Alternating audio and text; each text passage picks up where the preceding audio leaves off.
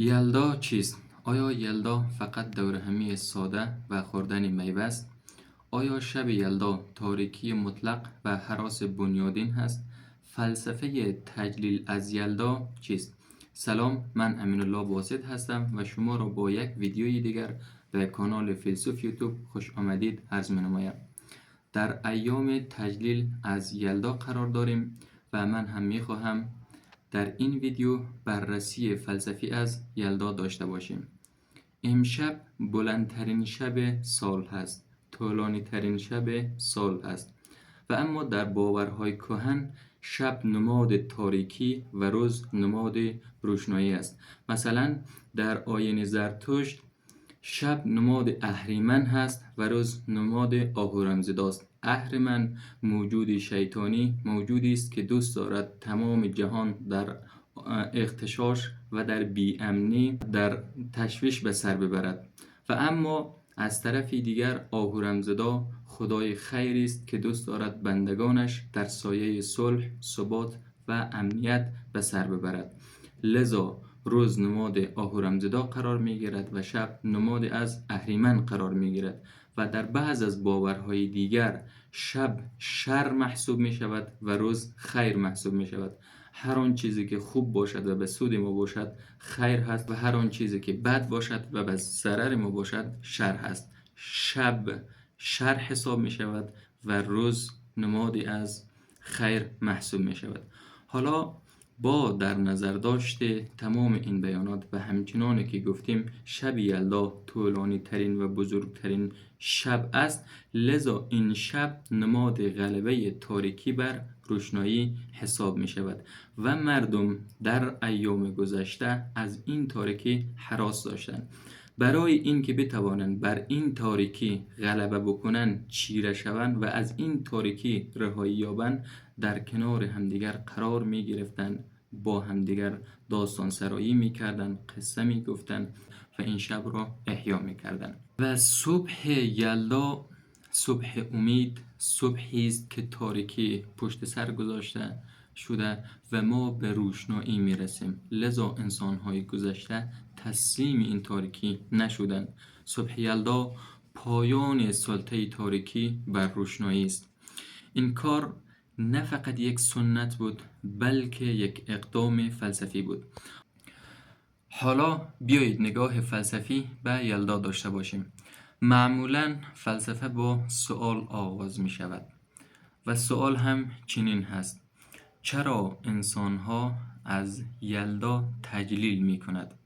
البته اگر بخواهیم به این سوال پاسخ بدهیم باید دیدگاه‌های مختلف و مکاتب مختلف فلسفی را بررسی بکنیم. مثلا فلسفه رواقی به ما میگوید آنچه را نمیتوان تغییر دهی بپذیر. منظور از این حرف این است که فلسفه رواقی معتقد هست دنیا را، طبیعت را همچنینی که میبینیم و همچنینی که هست باید بپذیریم.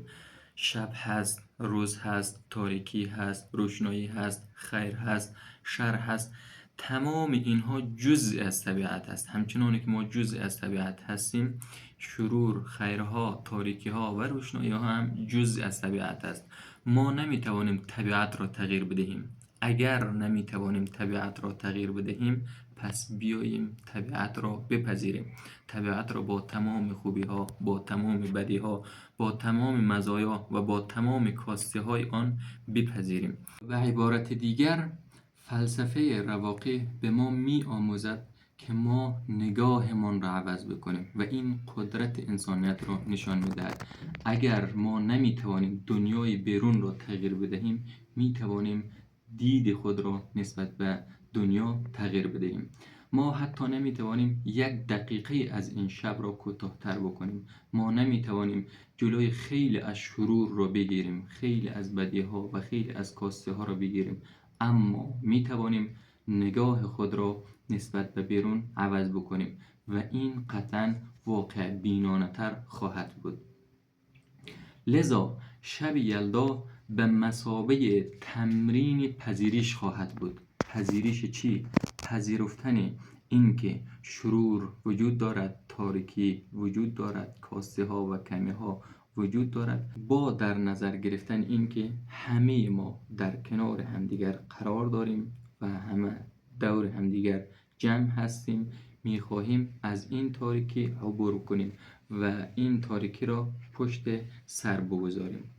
لذا شب یلدا یک تمرین پذیریش است و یک تمرین عوض کردن نگاهمان نسبت به طبیعت خواهد بود.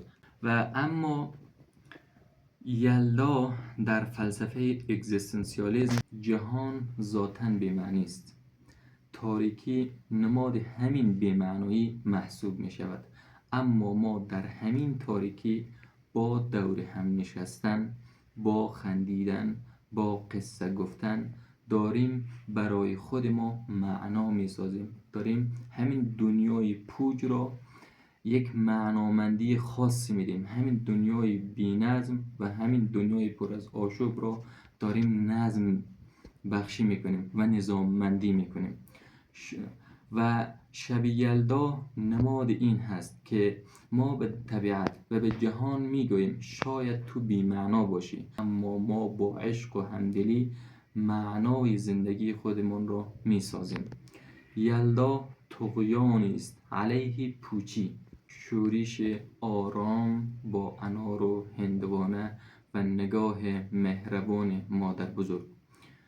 ما امروز در جهان شلوغ و گاه تاریک خودمان باز هم نیاز داریم که یلدا را زنده نگه داریم، نه فقط به عنوان یک جشن، یک سرور، بلکه به عنوان یک رویش زندگی.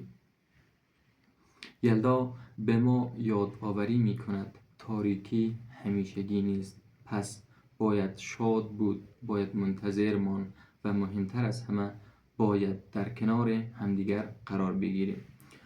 ما در شرایط زندگی می کنیم که وقتی به دور برمان نگاه می کنیم شاید بپرسیم آیا این همه تاریکی پایان دارد؟ و در این روزها زمستان تنها یک فصل نیست، زمستان گاه در جانها هم خانه می کند.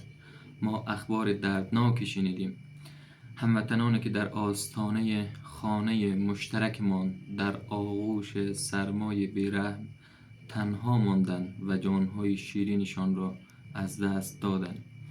این دیگر فقط یک سرمای هوا نیست، این سرمای غفلت است، سرمای فاصله هاست، نماد تکان دهنده از آنچه وقتی با هم نباشیم قرار است اتفاق بیفتد. اما یلدا دقیقاً در برابر همین سرما قد علم می کند.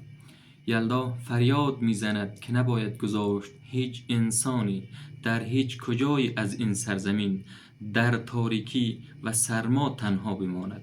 این مراسم کهن به ما یادآوری می کند گرما زمان زاده می شود که ما با یکدیگر باشیم. نور زمان شعله می کشد که شمعی برای دیگران نیز روشن بکنیم. امشب گرد همایی ما تنها برای شادی نیست، تمرین حس کردن رنج دیگری، تمرین مسئولیت پذیری جمعی باشد که گرمای دستهای ما و نور نگاه های ما پروانه هایی باشد تا از این به بعد هیچ کس در هیچ شبی یخ نزند. یلدا به ما می آموزد ما تنها زمانی از زمستانی وجودی عبور می کنیم که پناهگاه همدیگر باشیم. یلدای همه مبارک باشد.